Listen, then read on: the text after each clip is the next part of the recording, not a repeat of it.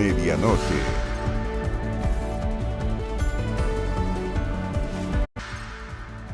El gobierno dará suma urgencia al proyecto que busca reducir la jornada laboral de 45 a 40 horas semanales. El Ejecutivo presentó sus indicaciones a la iniciativa, la que contempla una implementación gradual de la norma en un plazo de 5 años. Una vez publicada en el Diario Oficial, se aplicará una rebaja a 44 horas que regirá durante el primer año. Luego disminuirá a 42 semanales en el tercer año y así 2 más para llegar a 40 en el quinto año desde su promulgación. Entre las indicaciones también figura una regla especial para jornadas excepcionales autorizadas por la Dirección del Trabajo, la que considera una excepción al límite impuesto por la jornada ordinaria con una compensación de tiempo de descanso adicional de un máximo de 9 días al año. Establecer bandas horarias de ingreso y salida de las empresas, compensación por trabajo extraordinario durante feriados adicionales o durante días de libre disposición son otros de los aspectos incluidos para el debate de esta iniciativa que se encuentra en el Senado. Cuando el día termina, comienza medianoche.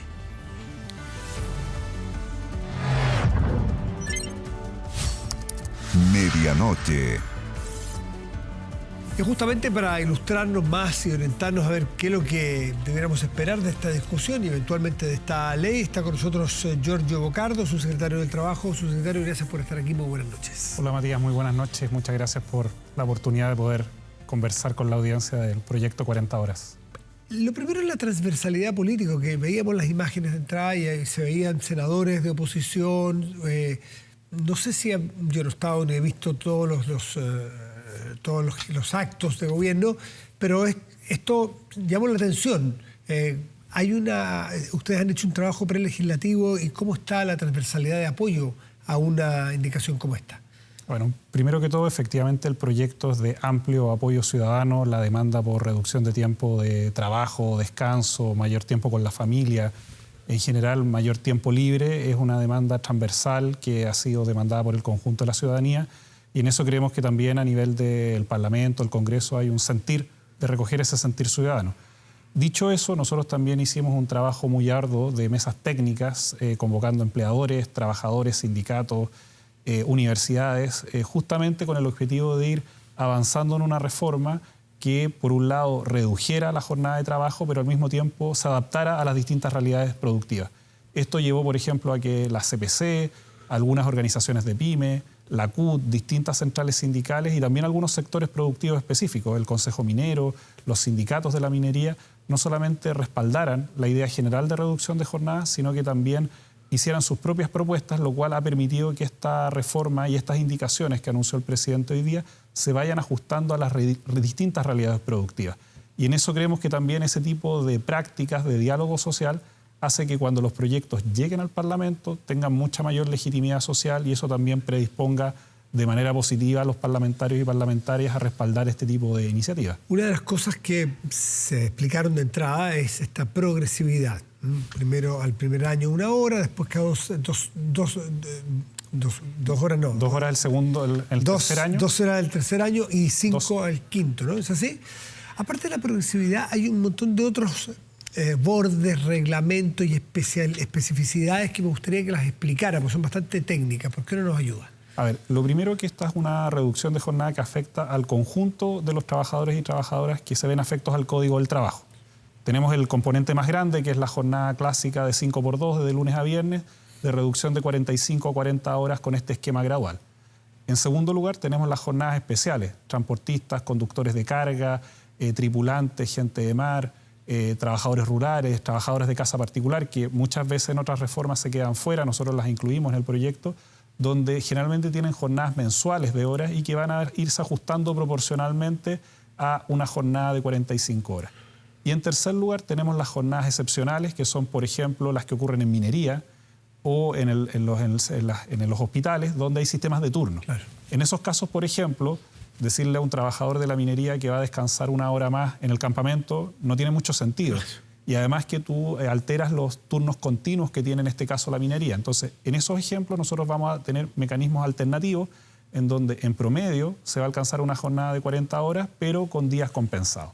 Es el primer elemento. Y hay otro componente que creo que hay que destacar mucho de esta reforma, es que tiene medidas de corresponsabilidad que van a ayudar a ser más compatible a los padres y a las madres que tienen hijos e hijas de menores de 12 años para que puedan hacer más conciliables, por ejemplo, los ingresos y las salidas del lugar de trabajo.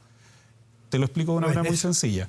Tú, por ejemplo, entras a las 9 a tu lugar de trabajo y supón que tienes que dejar ir a tus hijos al colegio a las 7. El típico problema que tienes que ir a dejar a los hijos para que abran el colegio, o muchas veces sí, claro, son los últimos en ir a buscar.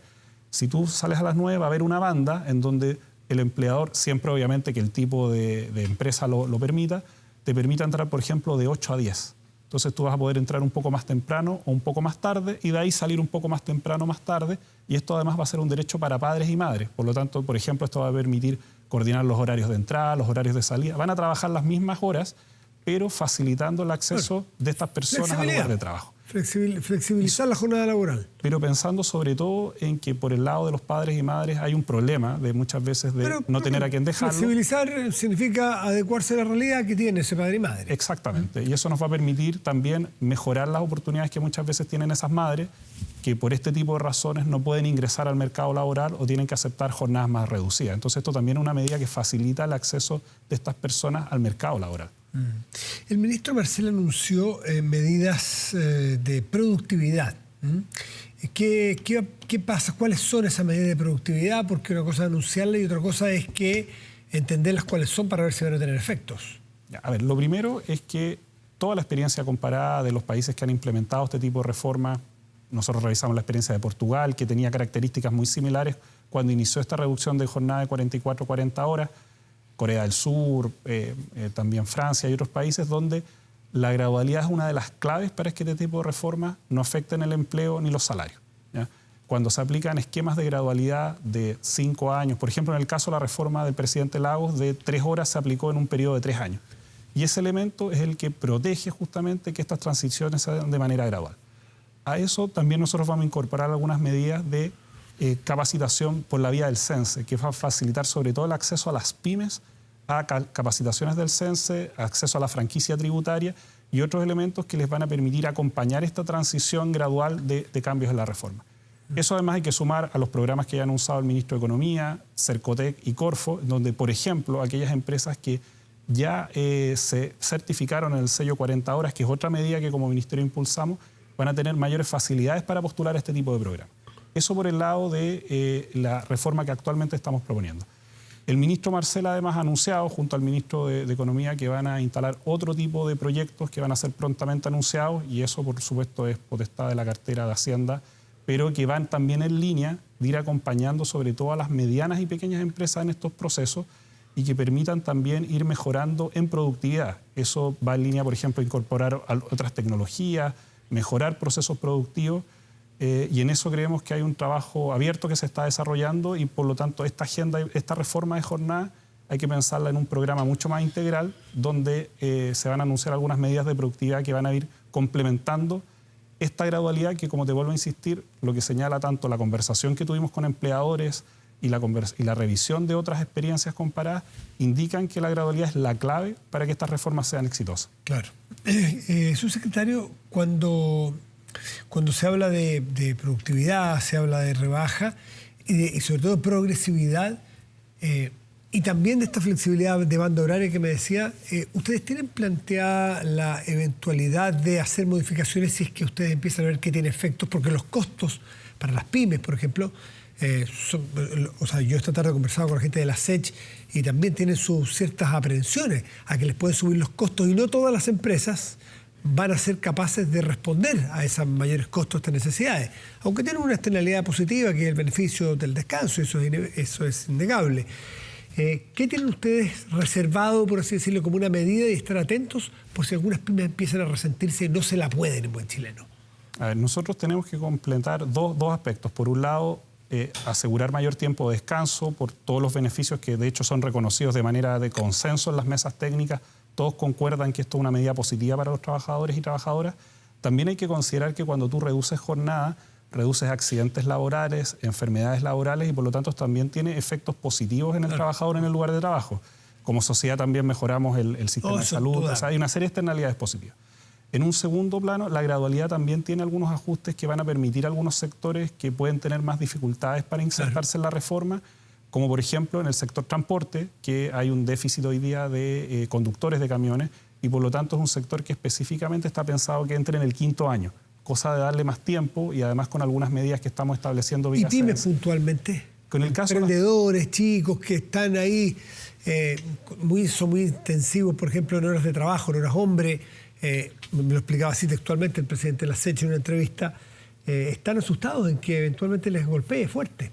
¿Qué han pensado para ese sector? Hay dos aspectos que estamos trabajando. En el caso, por el lado de Sense, nosotros creemos que hay un elemento que es central, que son políticas de capacitación de gestión del uso del tiempo. Otra de las cosas que nos muestra la evidencia comparada es que cuando estas reformas se implementan gradualmente, las empresas también tienen tiempo para ir trabajando con su propia fuerza de trabajo. Pueden, por ejemplo, reducir tiempos muertos. O sea, muchas veces jornadas muy extensas te empiezan a incorporar muchísimos tiempos muertos que no se aprovechan en la productividad. Entonces, por el lado de Sense, vamos a acompañar a las pymes en términos de ir mejorando el uso del tiempo y, por lo tanto, haciendo que esos tiempos muertos se reduzcan. Por el lado también de la Dirección del Trabajo, vamos a tener una unidad especializada de pymes que los va a ayudar a implementar la jornada y, en algunos casos, también dar a conocer una de las cosas que nos dimos cuenta en las mesas técnicas, que muchas pymes no conocen todas las herramientas que ya tiene el Código Laboral que les permiten ajustar su jornada de trabajo de manera más específica a las características de su sector productivo. ¿Y eventualmente está pensado tener algún fondo de ayuda, de subsidio, de apoyo? Si es que, no sé, se le ocurre el cafecito del barrio, ¿no es cierto?, que es probablemente la misma persona la que está en la caja y contrata a una persona de mesero o mesera y lo ayuda, y si se va antes no tiene que ir en la tienda y no tiene plata para contratar a otro. Esa pyme a veces que es un poquito más que familiar, que uno lo ha visto tantas veces, que a lo mejor le va a significar cerrar una hora antes. Y eso le puede significar, por ejemplo, menos ganancia, en fin. ¿Hay pensado algún fondo de asistencia a ellos? Mira, actualmente ya como en el programa Chile Apoya, el gobierno hemos anunciado tanto programas de Cercotec como Corfo, que son herramientas que justamente permiten ir resolviendo este tipo de problemas a través de inversiones que permitan mejorar tecnología u otro. Asimismo, ya el ministro Grau anunció en su momento una serie de medidas que van a ir a ayudar a aminorar algunas moras de deuda a través de las deudas que se encuentran en Tesorería de la República. Y a eso también hay que incorporar estas medidas de productividad que nosotros obviamente como gobierno tenemos que ir evaluando en la medida que esta reforma se va implementando. Entonces, por supuesto que estamos abiertos a evaluar medidas que nos demos cuenta en algún momento que algunas pymes necesitan de más apoyo del gobierno, pero eso obviamente lo vamos a ir evaluando a medida que la reforma se va implementando. Lo último, subsecretario, ustedes en su proyecto que le van a poner suma urgencia, ¿esto significa que está en Senado en primer trámite o segundo? Está en el Senado ya en el segundo trámite porque viene de la Cámara. Eso me pregunté. Sí. ¿Y qué significa en tiempo? ¿Cuánto tienen proyectado ustedes que pueden promulgarse una ley como esta para ya calcular cuándo puede empezar a la disminución de la primera hora? Claro, hay un escenario en donde una vez que se ingresa al proyecto, las indicaciones del proyecto, hay un periodo de 15 días para la discusión en el Senado. Después, posteriormente, si hay cambios en el proyecto, como viene de la Cámara, tendría que volver a la Cámara para dar 2 semanas más de discusión y, eventualmente, habiendo algunas diferencias específicas, tendría que pasar a comisión mixta. Nuestra expectativa, y esto por lo menos lo recogimos en el día de hoy con un respaldo transversal a la idea general de reducción de jornada, es que durante el segundo semestre este proyecto pueda estar aprobado y, por lo tanto, poder avanzar ya desde el año 2023 en esta implementación gradual, que te vuelvo a insistir, va a tener una preocupación muy específica en las pymes a partir de tanto las herramientas que actualmente el gobierno está implementando como las que se van a incorporar con la reforma. Giorgio Bocardo, subsecretario del Trabajo, muchas gracias por estar aquí esta noche. No, muchas gracias a ti y poderle dar a conocer a la ciudadanía este proyecto que sabemos que es muy sentido y que va en directo beneficio de las familias chilenas. Muy amable. Muchas gracias, Matías. Chao, chao. Hacemos una pausa y volvemos, espérenos. En 24 debates, la conversación estuvo centrada en el sistema político de la propuesta constitucional. ¿Qué dice la Carta Fundamental al respecto o esta propuesta? A continuación revisamos 24 debates de hoy. 24 debates. Camino al plebiscito. Bienvenidos Bienvenidos a 24 Debates. Hoy conversaremos acerca del sistema político en la propuesta de la nueva Constitución. Y para eso nos acompañan en nuestro estudio Paulina Veloso, abogada y exministra secretaria general de la Presidencia por el apruebo. Bienvenida, Paulina, gracias por estar con nosotros. Y por este otro lado, Gutenberg Martínez, abogado también, ex militante demócrata cristiano, por el rechazo. Gutenberg, bienvenido, muchas gracias por estar con nosotros. Gracias por la invitación. Bueno, para ustedes pueden seguir 24 Debates en nuestro canal 24 Horas, en nuestras plataformas digitales a través de 24horas.cl, TVN Play, Facebook y YouTube. Y ahora les voy a contar las reglas de este juego, que es el debate acerca del sistema político en nuestra propuesta constitucional. Cada uno de ustedes tiene 9 minutos, va a ir saliendo ahí en pantalla. También cada uno tiene una tablet en su podio que aparecen los 9 minutos iniciales y de ahí se van a ir descontando a medida que ustedes utilicen el tiempo según sus intervenciones. Así es que recomendación, mientras más cortas sean las intervenciones, las acotaciones, más temas podremos recorrer. Si no, queda hablando solo uno. Exactamente, y no es la idea, ¿cierto? Bueno, pueden interrumpirse, pueden levantar la mano, pedir la palabra, lo que sea. La idea aquí es que la gente en su casa pueda conocer más, entender más las distintas posturas acerca de los diferentes temas de la propuesta constitucional. Vamos a partir con el sistema político con una pregunta general. Podríamos definir que el sistema político que establece esta nueva Constitución es un presidencialismo atenuado con un bicameralismo asimétrico. ¿Es eso un equilibrio o permite el equilibrio entre los poderes, Gutenberg? Bueno, de mis minutos, primero voy a saludar a Paulina, un agrado estar con ella, no digo debatiendo, conversando sobre estos temas. No, decir, yo creo que precisamente la parte más negativa, con franqueza la más mala del proyecto, es la referida al sistema político. ¿Por qué? Porque tiene peligro y riesgos para la democracia muy grande porque no hay contrapeso. La esencia de la democracia es que el poder no esté concentrado en una mano, sino que exista una posibilidad de controles, de contrapesos, de equilibrio entre instituciones. Y acá eso no existe. Por una parte, degradan al Poder Judicial a una categoría de sistema judicial y por lo tanto desaparece uno de los contrapesos, el viejo esquema de los 3 poderes, ejecutivo, legislativo y judicial. Por otro lado, eliminan el Senado. Las 2 cámaras tienen una tradición histórica y una lógica, que es el contrapeso, pero el contrapeso para buscar acuerdos. Y eso, al final, concentra todo el poder en una cámara, un presidente que disminuye en sus atribuciones, con riesgos que vamos a poder seguir conversando. Yo creo que el mayor peligro de esta propuesta es que es muy mala en cuanto al sistema político. Paulina. Bueno, hola, Gutenberg. Ya nos habíamos saludado, pero igualmente un agrado.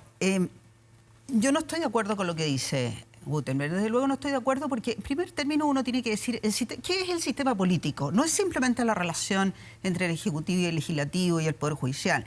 El sistema político, lo más importante es que se establece de una manera más profunda y de una manera íntegra el sistema democrático. Eso es lo más relevante. Eso es lo más relevante porque eso es lo que se destaca a nivel, desde luego, a nivel mundial.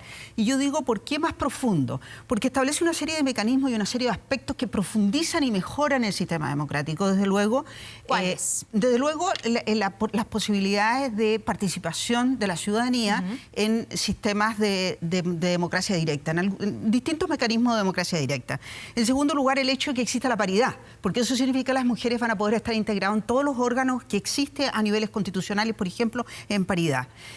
Por otra parte, algo que es a la esencia del sistema democrático, que es mucho más importante que otros aspectos, es que se instaura en Chile algo que, desde luego, recuperamos, llamémoslo así, porque estaba en la Constitución del 25 y en general en el mundo, que es la primacía de la mayoría. Y eso significa que la mayoría más alta que existe para aprobar leyes, no la modificación constitucional, sino que para aprobar leyes, es la mayoría absoluta. Eso es lo que existía en la Constitución del 25, es la que existe en todas las constituciones europeas. Eso es la esencia del sistema democrático, se recupera eso. En definitiva, ¿qué pasa con los equilibrios entre los poderes? Que también es parte del sistema político, que es la parte negativa que dice Gutenberg. Sí, lo que pasa es que Gutenberg, perdón, No te preocupes. habla del equilibrio entre el Senado y la Cámara de Diputados. Esa es una rareza hablar así. Cuando se habla de equilibrio de poderes, desde Montesquieu a todos los autores, se habla del equilibrio del poder legislativo, poder judicial y poder ejecutivo. Entonces, este equilibrio entre Cámara y Senado, de que el Senado tendría que atemperar, eso no existe en ninguna parte. Eso es una rareza, es para poder tratar de decir que esto nos gusta, pero en realidad no tiene ningún sentido. Ahora, respecto al Poder Judicial, la verdad es que a mí me ha llamado la atención que se hable, que se degrade por el nombre. En la Constitución de 1833, que es la Constitución que ha durado más tiempo en Chile, 100 años, se hablaba de sistema, no me acuerdo si era sistema de justicia o una cosa de esa naturaleza. Pero no solamente la Constitución nuestra, la Constitución francesa, la Constitución colombiana, la Constitución suiza, no habla de Poder Judicial. Ningunas hablan de Poder Judicial, entre otras cosas porque no es un poder, por lo demás, pero eso es aparte. Ahora, el hecho de que tenga un Consejo de la Magistratura fue solicitado por el propio Corte Suprema en un pleno el año 2002, que se hizo en Chillán, con distinta conformación, pero ahí se planteó, y se viene planteando eso desde el primer gobierno del presidente Elwin, que se mandó un proyecto de ley sobre esa materia. Entonces, la verdad, y eso con el propósito de generar la independencia, o sea, mejorar el poder, hacer más fuerte el poder judicial, porque entre otras cosas, de las cosas más importantes del poder judicial tiene que ver con la independencia de los jueces, claro, frente al poder y internamente. Y esto lo asegura internamente. Hay muchos abogados que dicen precisamente lo contrario, que digamos que esta propuesta constitucional amenaza con la independencia lo que pasa es que Poder Judicial. Se olvidan que actualmente todo es nombrado políticamente, y eso abre la posibilidad que no lo sea así, y que se haga por concurso, en fin, etcétera. Gutenberg. Bueno, obviamente tenemos diferencias sobre el tema, digamos, por eso estamos acá. Así que pero yo que le quería plantear las primeras partes que dijo Paulina, que son la esencia del sistema democrático, que son positivos en esta propuesta. La participación de la ciudadanía a través de distintos mecanismos, incluso democracia directa. La primacía de las mayorías a través del quórum de, digamos, mayoría absoluta, no para reformas, pero para la mayoría de las leyes, y la paridad. ¿A usted le parecen que son elementos positivos que aparecen en esta reforma, en esta Constitución? La paridad sin discusión, formas de participación ciudadana sin discusión.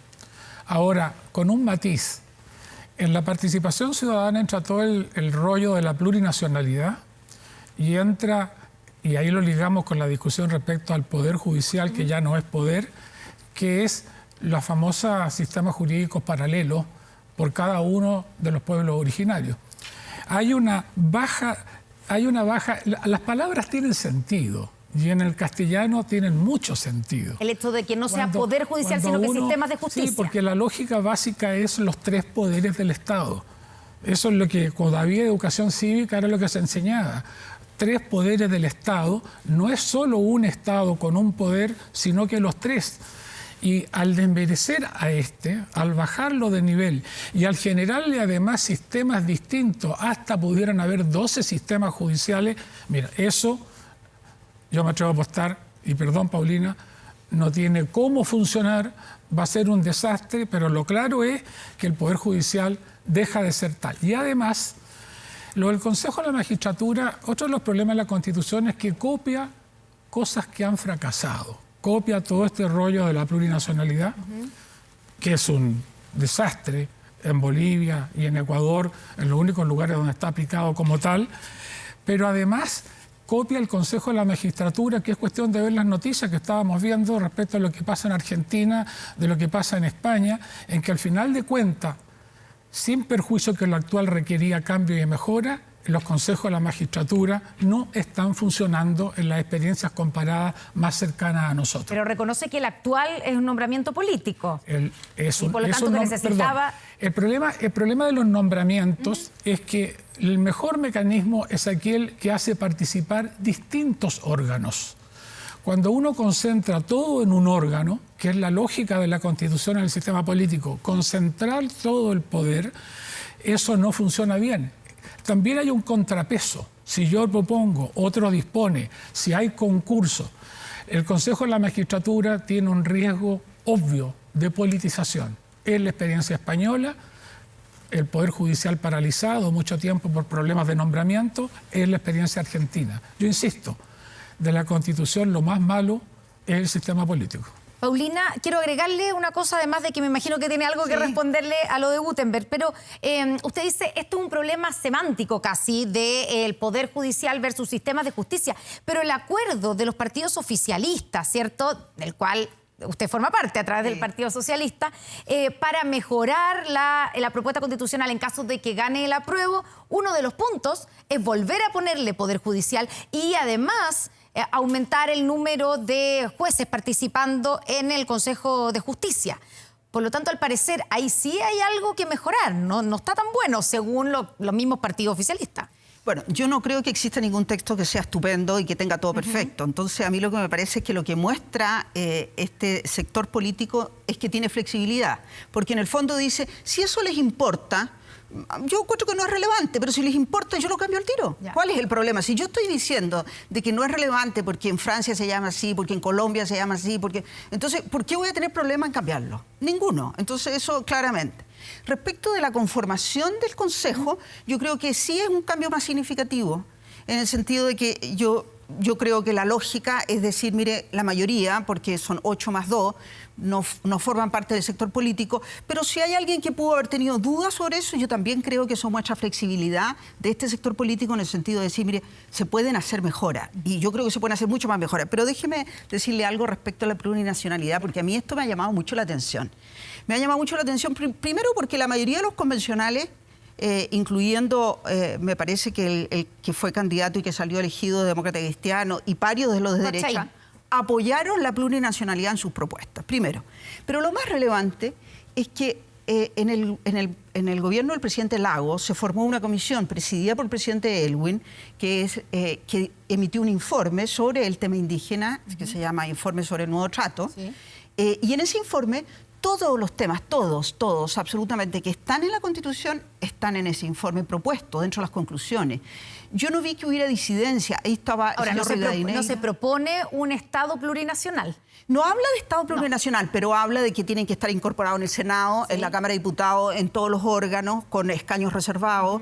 Habla de los territorios indígenas, habla de las tierras indígenas. Pero no habla de sistemas judiciales paralelos. Pero habla, no, te equivocas. Sí, no, habla de las formas de resolver los conflictos entre ellos a través de arbitraje. Pero es más, Guttenberg, el convenio 169 habla no de sistemas paralelos, que no es el tema, pero sí habla de que se les aplica la costumbre, el derecho constitucionario a los indígenas. Incluso el convenio 169 lo dice en materia penal. Y fíjate que este convenio fue aprobado el año 2008 por el Senado con solo un voto en contra. Entonces, esto de que de repente haya aparecido como una gran opinión en contra de ciertas cosas que parecía que había cierto acuerdo. Desgraciadamente, Paulina, yo diría que la conciencia que se ha ido generando sobre el ambiente es que efectivamente en el tema plurinacional se está afectando el principio de igualdad ante la ley con lo que esta propuesta contiene bajo el título de plurinacional. Bueno, pero tú estás diciendo, perdona, pero tú déjamelo un poco explicar. Sí. Se está afectando la posibilidad de un funcionamiento democrático igualitario porque el concepto lleva territorios autónomos, sistema judicial propio. Especiales, ¿sabes cuántos son los que votaron? Votaron 146 personas de la convención. O sea, parte de la derecha votó por los territorios especiales. A mí lo que nos pasa es que nos conocemos mucho y hay amistad cívica, entonces no me gusta interrumpir. No, pero lo que quiero decir... Puede terminar la idea. El tema del consentimiento indígena, por ejemplo, que se está discutiendo hoy día y que en ese acuerdo que no sabemos si lo van a poder cumplir entre los partidos o alguno de los partidos de gobierno, se reconoce que hay un problema. La norma propuesta permite que sobre la base del consentimiento indígena se entienda que puede tocar virtualmente todo lo que afecte. Tan claro es esto así que en el acuerdo de los partidos han buscado una fórmula de salida. No la suficiente, pero la han buscado. Ahora, tan efectivo es que se rompe el principio de igualdad ante la ley, que el hecho de que los partidos de gobierno hayan tenido que pactar, asegurar que un chileno ciudadano mestizo va a poder circular por todo el país, quiere decir que cuando el río suena, piedras trae. Mira, yo creo que ese acuerdo señala expresamente de que hay algunas cosas que hay que aclarar, hay algunas cosas que cambiar. Pero lo más importante es que la campaña que ha habido del rechazo ha tratado de incorporar ciertas cosas que no son ciertas, que son absolutamente falsas. Entre otras cosas, ¿cómo podría alguien decir que algún chileno mestizo no va a poder trasladarse a lo largo de Chile? Yo lo único que digo, mira... ¿Por qué lo colocan en la declaración? Mira, el convenio 169 está vigente, lo aplica la Corte Suprema permanentemente, lo acaba de aplicar dejando sin efecto una licitación que se hizo en el gobierno del presidente Piñera porque no se hizo consulta. Es derecho vigente hoy día y ustedes saltan respecto de un asunto porque, como tú dijiste, porque no había ambiente en la sociedad. Pero los líderes políticos no hacen eso, porque si los líderes políticos tienen una idea, la mantienen esa idea. Y esa es una idea que viene desde mucho tiempo. Y eso se refleja en ese texto que señalo yo que tiene 548 pueblos originarios. Déjame terminar. No implica romper el principio de igualdad. No, si no se rompe para nada. ¿Por qué, Paulina, usted dice que no se rompe el principio de igualdad ante la ley con esta idea de sistemas jurídicos diferentes? Que existen hoy día. ¿Ya? ¿Existe de otra manera? Ya. No. Es que es desconocimiento eso. Existen hoy día. Sí, incluso hoy día se aplica la costumbre a nivel de Perfecto, indígena. La costumbre, pero ya. no existe el sistema jurídico de los yaganes. No, pero es que no existe. Si existe, pero si existe la costumbre Yagán, si existiera, se podría aplicar la costumbre Yagán. Y eso existe hoy. Entonces lo que se está utilizando es algo que hoy día, que algo existe hoy día, se está utilizando porque existe un ambiente derivado de un conflicto que existe con algunos movimientos y grupos indígenas, entonces se está utilizando eso.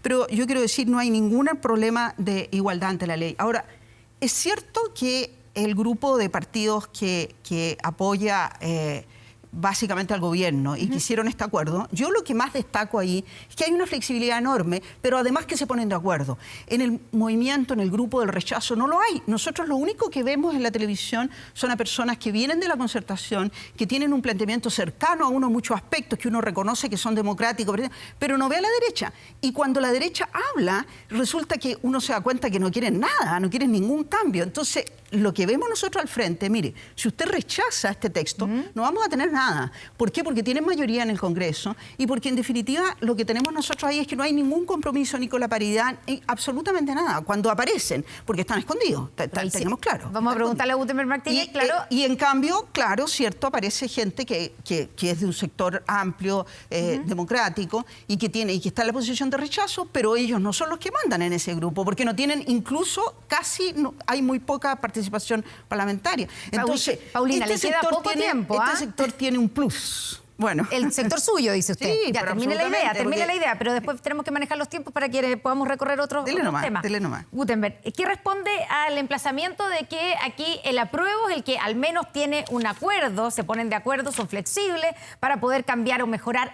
Algunos puntos hay que cambiarlo directamente. Sí. O sea, no son puras aclaraciones. Cuando dicen reelección inmediata, ahora es no reelección inmediata continua. Sí, o sea, cambiar una cosa por otra, por ejemplo, por nombrar una cosa. Y que ustedes, el sector del rechazo, en el fondo no tienen plan. No, sí planes hay. Pero eso es lo que le está diciendo Paulina, pero sí lo estoy parafraseando. Un acuerdo que se discute en el mismo momento que se firma, en que sale el presidente del Partido Comunista diciendo no sabemos si esto lo podemos cumplir.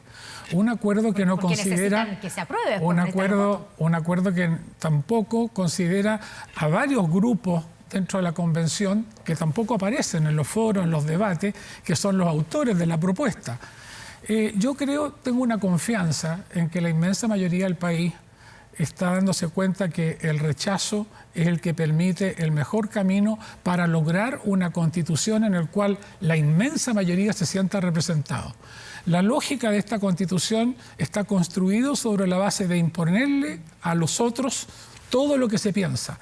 Y la lógica de excluir y de excluirnos al resto de los chilenos en la posibilidad de sentirnos partícipes de esa constitución. ¿Cómo se garantiza el compromiso del centro izquierda que está por el rechazo, del centro, de la derecha, los que están por el rechazo, de efectivamente ir por una nueva constitución? Porque, por ejemplo, cuando uno habla con los republicanos, no están por una nueva constitución. Si tú hablas con los republicanos o hablas con los representantes de la convención, también te encontraría que son contrarios a todo tipo de acuerdos. Pero yo tengo la confianza, y nosotros tenemos la confianza, hay declaraciones explícitas de Chile Vamos, hay declaraciones explícitas de parlamentarios democristianos que han logrado una reforma constitucional que precisamente varió todos los quórum para poder posibilitar hacer los cambios. Hay compromisos efectivos y hay una voluntad que es muy importante. Nosotros tenemos una voluntad de entender que una Constitución, por supuesto, que tiene que recoger parte del proceso junto con nuestras propuestas. La propuesta actual es una propuesta que nos excluye, es una propuesta que no respeta el principio de igualdad ante la ley, es una propuesta para construir una constitución partisana, como dijo Boric, es una constitución sectaria, es una constitución cerrada. Lo que dijo el presidente Boric les pidió que no fuera una constitución partisana, no dijo que esta era partisana. Yo no estoy diciendo que él la redactó, estoy diciendo que la constitución es partisana y sigue siendo partisana.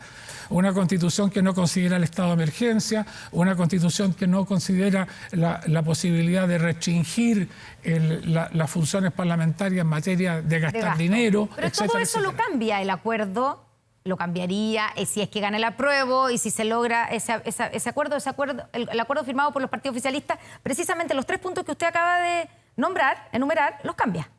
Algunos. Paulina, ¿qué usted le cree a Gutenberg Martínez o no cuando dice, porque además Gutenberg Martínez le cree a la derecha, al resto de que efectivamente... Bueno, no hay ninguna razón para creerle a la derecha, porque la derecha jamás... Pero hicieron un compromiso escrito, Chile Vamos, el 9 de julio. En esto nomás, Paulina, te voy a tratar de interrumpir. El problema es que hay un problema de convicción en esto, en lo siguiente. Si no tenemos una constitución en la cual todos participen, es una constitución que no va a durar nada. Y en que vamos a seguir discutiendo la mitad contra la otra mitad respecto a si esa constitución nos interpreta.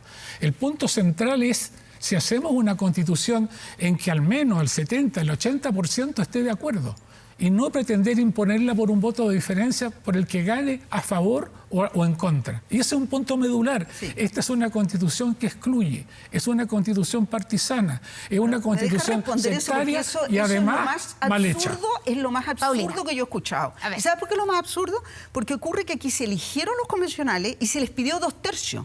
De manera que todas las normas fueron aprobadas por 2/3, o sea, bastante más que el 50%. Pero es más, muchas de las normas que se han criticado, por ejemplo, el derecho a propiedad, ¿por cuánto fue aprobado? 132 votos. Por ejemplo, la comuna autónoma, ¿por cuántos votos? 146. Por ejemplo, el derecho a la vivienda, ¿por cuántos votos? 133. Y así podemos seguir. Y ocurre que entonces, y casi todos los temas, Estado social, democrático, derecho, en fin, etcétera, fueron aprobados además por alguno, al menos uno de derecha.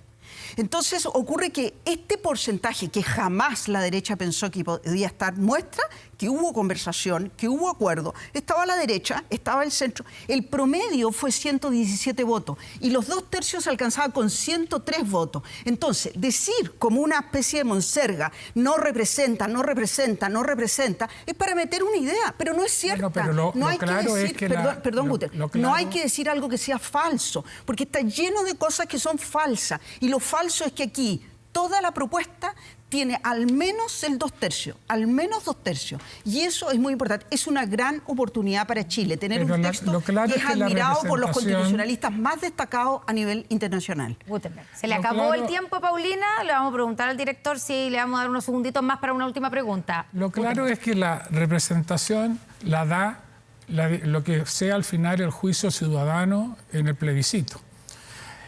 Que los acuerdos se tomaron en la convención de acuerdo a los quórum establecidos, no hay discusión. Pero por algo estamos viendo que estamos divididos en dos. Por algo las encuestas te dicen que va a ser estrecho o más a favor de uno o del otro. Por algo la mitad del país está dividida. Y eso es lo que representa que esta Constitución excluye a una mitad. Y por lo tanto el punto es cómo construimos una cosa en común. Cómo la gente de derecha también tiene derecho a tener parte de su ideario representado en la Constitución. Cómo los que somos de centro, centro-izquierda, de carácter democrático, con nuestras peculiaridades, tener derecho también a aquello. Pero si esta es una Constitución que nos excluye. Pero Guterres, si lo tuvieron, o sea, usted, lo que tú me dices es, se hizo todo un proceso en que estuvieron todos, en que acordaron todos, de hecho el Partido Comunista estaba más lejos, todos acordaron, se logra 2/3, pero ahora dicen, no, pero a mí me excluyeron. ¿Qué es eso, Guterres? Eso es instalar una idea falsa. Si la decisión hubiese quedado... Este es un texto que pero, Guterres, este es un texto en que se obtuvo más de los 2/3. Ahora, está bien, se está sometiendo a la ciudadanía. Yo espero que que la ciudadanía se dé cuenta lo importante que es. Pero tú estarás conmigo que hoy día no hay 2/3. Tú estarás conmigo que hoy día el país está dividido. Si no se ha hecho la votación. Solo vamos a ver en la idea, quieres llevar a Lina a tu costal. En definitiva, no sabemos. Lo que sí sabemos es que este es un texto en que reunió el consentimiento, el acuerdo de amplios sectores que fueron representados en la Convención Constituyente. Tú sabes que es excluyente. Tú sabes que no une al país. Esa es una palabra nomás que no tiene sentido. No tiene profundidad. Pero bueno, que tú digas, es excluyente. ¿Y en qué sentido son las diferencias que tenemos, y yo espero que después del 5, para bien del país, haya rechazo y podamos construir una buena constitución.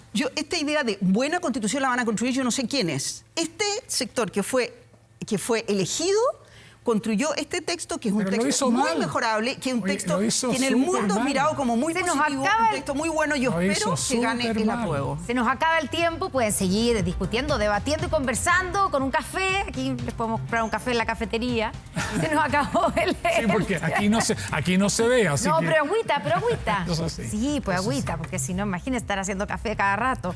Bueno, pero muchas gracias por haber venido. Paulina Veloso, Gutenberg Martínez. Muchas gracias a los dos por haber estado debatiendo con nosotros. Muchas gracias.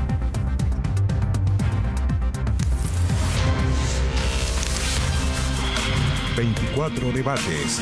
Camino al plebiscito. Y hasta acá 24 debates de hoy. Nosotros nos separamos un momento y seguimos con más Medianoche. Estamos de vuelta, de inmediato revisamos las informaciones más destacadas del día con Marco Fleming. Hola Matías, hola a todos en sus casas. Vamos de inmediato con el resumen informativo en Medianoche. Una nueva convención con menos integrantes, paritaria y acompañada de un grupo de expertos. La propuesta del PPD es una de las alternativas que se barajan si es que se impone la opción del rechazo en el plebiscito de salida. Sin embargo, otras de sus propuestas no generan consenso dentro del oficialismo. Le dejo la propuesta en la convención para que la pueda leer. Yo no entiendo mucho de esta porque me he tratado de conseguir un libro. Ambas opciones desplegadas en la recta final de la campaña. Apruebo, rechazo, rechazo, apruebo. Puerta a puerta en la región metropolitana y banderazos en la zona norte de Chile. Algunas actividades a 12 días del plebiscito. Todo en medio de un debate abierto que tensiona al mundo político. ¿Qué ocurrirá tras el 4 de septiembre? Lo claro es que esta será la última elección de 2022 porque el CERVEL requiere de al menos 125 días para organizar otro proceso, es decir, si vence el rechazo y se da paso a otra convención, solo en enero del próximo año se podría realizar una nueva votación. El CERVEL establece un plazo no menor a 4 meses, más o menos, para ganar esa opción. Convocar a una instancia plebiscitaria si es que se fuera lo que se acordase. Nosotros ya hemos señalado cuál es nuestra voluntad, nuestra propuesta y nuestra disposición en ese escenario, que es convocar un nuevo proceso constituyente. De ese eventual proceso todos hablan en público y en privado y la pregunta es... ¿cómo sería? El PPD ha dado pasos en esa dirección y ya tiene propuestas para el próximo 5 de septiembre y de ganar el rechazo plantean una nueva convención 100% electa que comience a trabajar en enero de 2023, que cuente con paridad de género, 100 integrantes, escaños reservados proporcionales a la población y, atención, una comisión de expertos. Es para que no exista tanto gasto fiscal en materia de que cada convencional tenga asesores, sino más bien que haya una comisión que los pueda asesorar a todos, pero que sea designada por los mismos convencionales. No es una co-legislación de una nueva convención. Una convención con nuevas reglas para elegir representantes de pueblos originarios e independientes, estos últimos integrados en listas de partidos, propuesta que vuelve a enfrentar a las dos almas del oficialismo, incluso dentro del mismo Partido Comunista. Hay que valorar el aporte que hacen los independientes, pero en condiciones como las que han sido siempre y no tan excepcionales como las que fueron la última vez. Aquí lo que se está haciendo es que se le está echando la culpa a los independientes de que podría estar mal. Todos los diálogos y las conversaciones preparatorias para cualquiera sea el escenario que tengamos el 4 de septiembre son positivas, no las vamos a coartar. Yo espero que el Partido Comunista se suba a estas conversaciones y esta vez no cometa nuevamente el error histórico que cometió el Partido Comunista el 15 de noviembre, no concurrir al acuerdo. Desde esta vereda continúan los emplazamientos a los adherentes del rechazo para también hacer propuestas si gana esa alternativa, ideas de las que se conversan en privado y que descartan oficializar antes del plebiscito. Más allá de entrar en esos pormenores que obviamente van a generar mucha discusión desde el 5, yo creo que lo importante primero es que sea de corto plazo. Cualquiera sea el procedimiento que se siga hacia adelante, la última palabra la tengan los ciudadanos. Lo vamos a ver después del 4 porque faltan 12 días para la elección más importante que haya vivido nuestro país en décadas, donde se juega el futuro de Chile. Y desde esa perspectiva nosotros queremos no distraer tampoco la atención. Debate interno que seguirá en los próximos días, camino paralelo al propuesto por otros adherentes del rechazo que celebraron la promulgación de una de sus ideas, la rebaja de quórum de 2/3 a 4/7, el llamado Plan B constitucional. Es un día sin lugar a dudas histórico. 42 años han pasado desde que se impusieran esos supraquórums en nuestro país. Vamos por esa buena nueva constitución que queremos para Chile. Más allá de las propuestas, todos los partidos coinciden en que el 5 de septiembre, el día post-plebiscito, será el momento de buscar unidad, cohesión para dar paso a una nueva convención o para implementar la propuesta de nueva constitución, escenario que dependerá del resultado del día anterior. Quedan 12 días para el plebiscito y en este contexto la ministra del Interior, Isquia Siches, se reunió con alcaldes del país para abordar materias de seguridad y orden público que se van a aplicar durante el día 4 de septiembre. En la instancia, los jefes comunales solicitaron al ministerio difundir información respecto a los lugares de votación y plantearon también la necesidad de que el transporte público, Metro, Transantiago y también otros medios a lo largo del país sean gratuitos entre las 6 de la mañana y las 18 horas. Además, solicitaron mantener el despliegue militar en la macrozona sur implementado por el estado de excepción, el que esperan no se vea modificado por el reforzamiento que deben recibir los establecimientos educacionales que van a estar operando como locales de votación durante ese día. Hay una situación que es particular, lo que vivimos en la macrozona sur, que es la región de la Araucanía y también la región del Biobío, la provincia de Arauco principalmente, y por lo tanto hemos pedido que, y ella nos dijo, ante la solicitud de reforzar esos lugares, que van a ser las coordinaciones efectivas. Es cierto que se reubicaron, se reordenaron las mesas, pero solamente está alcanzado hasta un 50%. La otra mitad sigue votando en lugares muy distantes de su residencia. Por tanto, la solicitud concreta es, en Santiago y en las grandes ciudades, gratuidad del transporte público.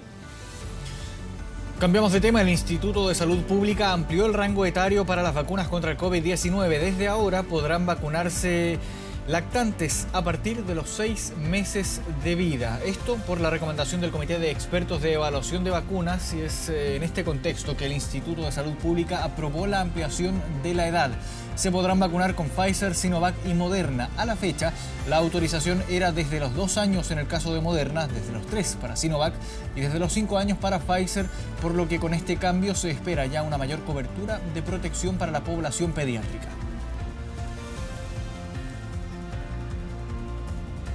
Y el Ministerio de Salud anunció que el uso de mascarillas y el pase de movilidad van a ser obligatorios para ingresar a las fondas y centros de eventos en el contexto de la celebración de fiestas patrias, con el objetivo de evitar la propagación del COVID-19 y otras enfermedades respiratorias como la influenza.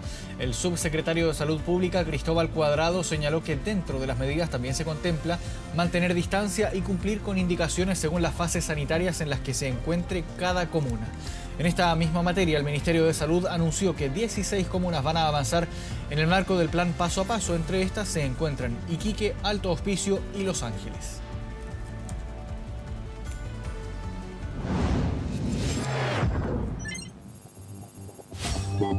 Internacional. Vamos a noticias del mundo, nos vamos hasta Argentina. Esto tras, en el día después de que la Fiscalía solicitara 12 años de prisión para la expresidenta y actual vicepresidenta Cristina Fernández. Para conocer cuál es el ambiente que se vive hasta ahora en Buenos Aires luego de que militantes kirchneristas se declararan en estado de movilización, vamos a tomar contacto con la periodista Gabriela Valenzuela. ¿Cómo estás, Gabriela? Buenas noches. ¿Cómo están? Buenas noches. Nos encontramos aquí en Recoleta, específicamente en Uruguay con Arenales, en las afueras del departamento de la vicepresidenta Cristina Fernández de Kirchner. Ella arribó a este lugar aproximadamente a las 18:30 horas, cuando habían cientos de personas que se encontraban apoyándola con cánticos, con gritos, apoyando también lo que ha sido esta dura jornada para la vicepresidenta, donde ha salido a defenderse luego que los fiscales hayan pedido 12 años de prisión para ella.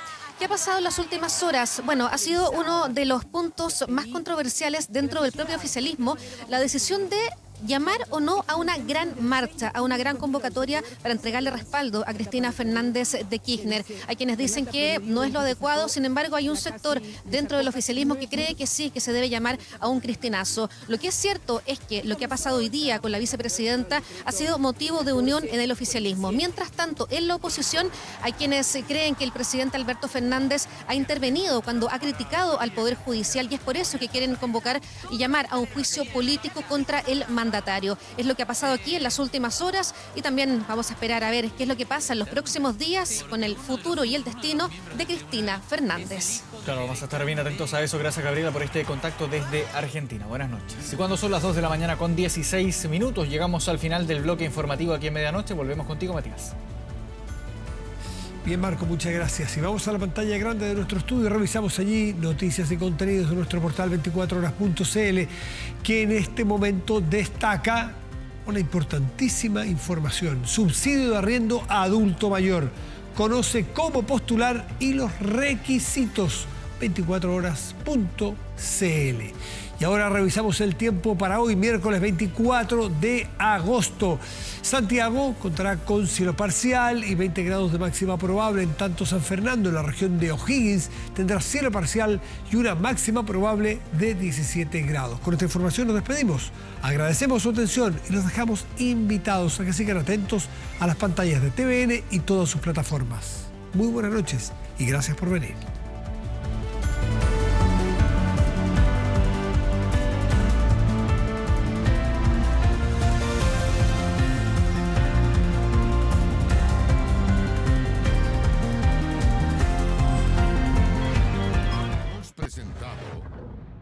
Medianoche.